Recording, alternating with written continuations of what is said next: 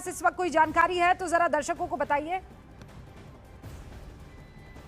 देखिए, अभी फिलहाल हमारे पास जो एक वीडियो आया है, मैंने आपके पास पहुंच गया होगा रूबिका, की एक वीडियो आया है जहां पर एक इंडियन स्टूडेंट जो है वो गुहार लगा रही हैं और ये कह रही हैं कि वहां पर वो ईरान में इस वक्त मौजूद हैं। उन्होंने कहा है कि यहां पर एयर स्ट्राइक्स हो रही हैं और भारतीयों के लिए बहुत मुश्किल का समय है जो इस वक्त ईरान में है। तो जाहिर तौर पर ये एक मैटर ऑफ कंसर्न है इस वक्त भारत सरकार के लिए भी, जो हालात वहाँ पर बने हुए हैं। ऐसे में भारतीयों की सुरक्षा सुनिश्चित कैसे की जाए, और ऐसे वीडियोज़ हमारे पास, अगर हम आपको दिखा पाऊँ, यहाँ पर कुछ वीडियोज़ हमारे पास आए हैं जहाँ पर जो स्टूडेंट्स हैं वो गुहार लगा रहे हैं कि वहाँ पर माहौल बिगड़ रहा है ईरान में। हालांकि ईरान की तरफ से रिटेलिएशन किया गया है, ऐसे में उस पूरे रीजन में एक बड़ी तादाद में भारतीय काम करने के लिए जाते हैं, भारतीय वहां पर रहते हैं। तो ऐसे में जब पूरा रीजन इस तरफ जा रहा है, आपको ये भी याद दिलाते हैं, आपसे 2 दिन पहले जब प्रधानमंत्री मोदी इजरायल में थे तब भी उन्होंने कहा था कि उस रीजन में जो सुरक्षा है ये बहुत जरूरी है भारत के लिए भी। भारत के बहुत से लोग वहां पर रहते हैं, तो ये पूरा जो रीजन है इसका इंपैक्ट कहीं ना कहीं भारत पर भी आएगा। तो जाहिर तौर पर फिलहाल जो ये शुरुआत हुई है ईरान पर हमले को लेकर, ये फिलहाल थमने वाला नहीं है।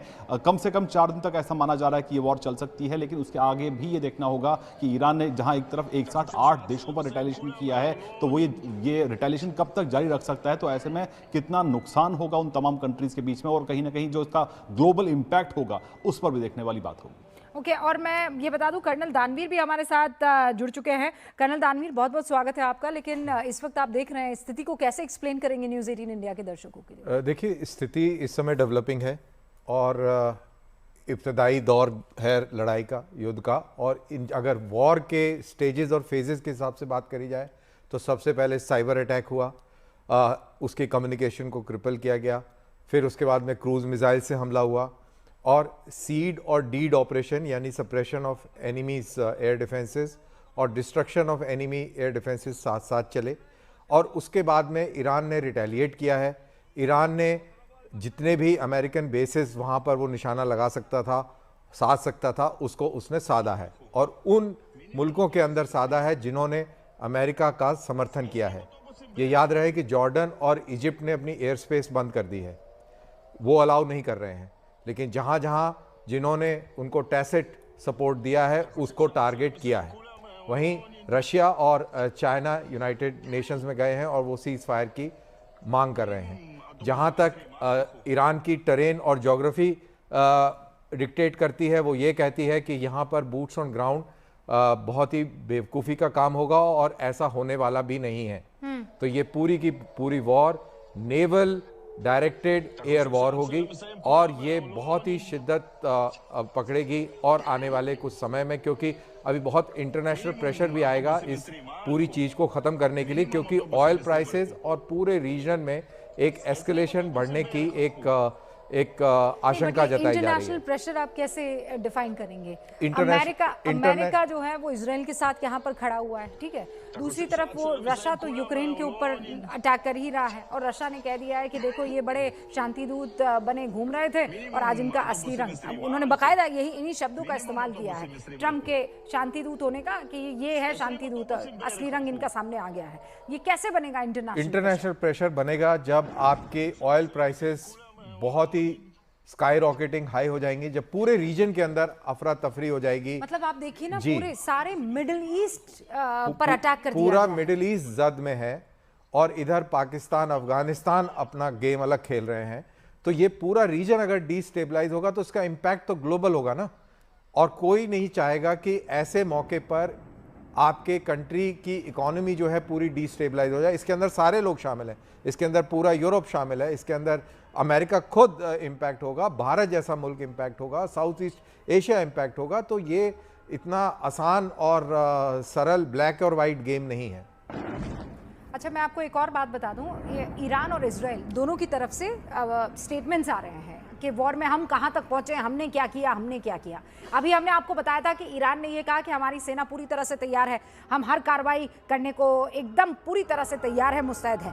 अब इजराइल का बड़ा बयान आया। इजराइल क्या कह रहा है? We have indications of hits on significant figures of Iranian leadership. आप समझिए, बहुत महत्वपूर्ण लाइन है। जब इजराइल ये बड़ा दावा करता है कि ईरान के बड़े नेताओं को अटैक किया है उसने, अब ईरान में गिनती के आप 5 बड़े नेता हैं जिनके नाम ले सकते हैं। अब ये किसकी बात कर रहे हैं? ऐसे में बड़ा सवाल कि क्या इस वक्त हिफाजत में है खामनेई, क्योंकि उनके घर पर अटैक किया गया था। जो पहले कुछ अटैक हुए थे इजराइल की तरफ से, उसमें बताया गया कि जो सुप्रीम लीडर खामनेई हैं उनके निवास पर अटैक किया गया है। तो ये एक बड़ी खबर हो जाती है जब इजराइल की तरफ से ये दावा किया जाता है कि हमारे पास ये इंडिकेशंस हैं कि कुछ बड़े लीडर्स, बड़े फिगर्स को हमने इस बार मार गिराया है। बात बिल्कुल आप सही कह रही हैं। इंडिकेशन तो बिल्कुल ये है कि उन्होंने इंटेलिजेंस बेस्ड स्ट्राइक करी हैं और जो टॉप लीडरशिप है उसको निकालने का प्रयास किया है। क्या वो सफल रहा है, सफल नहीं रहा है, इसके बारे में दावा नहीं किया जा सकता, क्योंकि ईरान को भी पता था कि अब हमला आने वाला है। तो ऐसी स्थिति में क्या खमनाई अपने निवास में रहेंगे या कहीं और चले जाएंगे, अंडरग्राउंड शेल्टर्स में चले जाएंगे, सेफ जगह चले हमें तो जाएंगे? जानकारी ये थी कि वो सेफ जगह ले जाए जा चुके हैं। वो इस वक्त कई लोग तो तेहरान में ये भी मौजूद कह रहे नहीं थे कि कई लोग तो ये भी कह रहे थे कि वो अपना देश छोड़ के जा चुके हैं। हाँ, मतलब ऐसी भी खबरें आ रही थी। तेहरान में नहीं है, ये हमें जानकारी मिली और आधिकारिक नहीं है क्योंकि वो तो ईरान को ही बताना जब जैसे जैसे सिचुएशन इवॉल्व होगी, जब तक आधिकारिक रूप से कोई चीज की पुष्टि ना हो, कुछ नहीं कहा जा सकता। इतना जबरदस्त फॉग होता है लड़ाई के दौरान इस समय कि आप पिन पॉइंट एक्यूरेसी के साथ कोई भी चीज नहीं कह सकते, क्योंकि दोनों पक्ष दावा और काउंटर दावा करेंगे। अच्छा, अब एक और बड़ी खबर मैं बता देती हूँ। ईरान की तरफ से अपने लोगों को एक मैसेज जारी किया गया, एक संदेश दिया गया है। क्या कहा गया है कि हम आपको ये आश्वासन देते हैं कि तमाम तरीके की सुविधाओं से इस वक्त हम लैस हैं, हमें किसी तरह की कोई परेशानी नहीं है।